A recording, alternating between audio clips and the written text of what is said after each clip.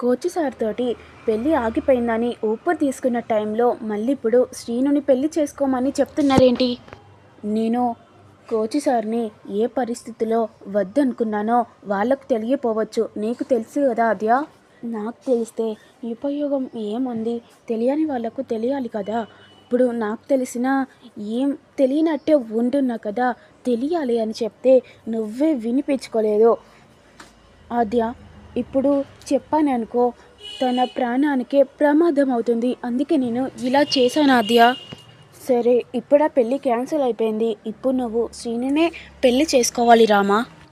ఆద్య, నువ్వు మనసులో ఉన్న ప్రేమ చంపుకొని మీదికి కోపంగా మాట్లాడుతున్నావు. నేను ఎట్టి పరిస్థితిలో నేను శ్రీను బావను పెళ్లి చేసుకోను. వీళ్ళిద్దరి మాటలు శ్రీను వింటూ ఉంటాడు. అప్పుడే వెంటనే ఆది కూడా బయటికి వెళ్ళే టైంలో అప్పుడే శ్రీను వస్తూ ఉంటాడు.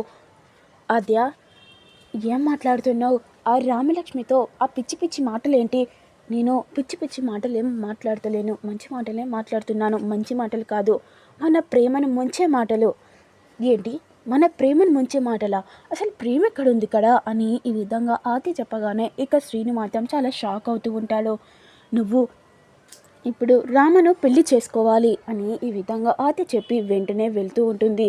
ఇప్పుడు ఏమవుతుంది, ఏం జరుగుతుంది అని మీకు తెలియాలంటే నేను పెట్టే ప్రతి వీడియో చూస్తూ ఉండండి. Please do like, share, comment, subscribe చేయండి.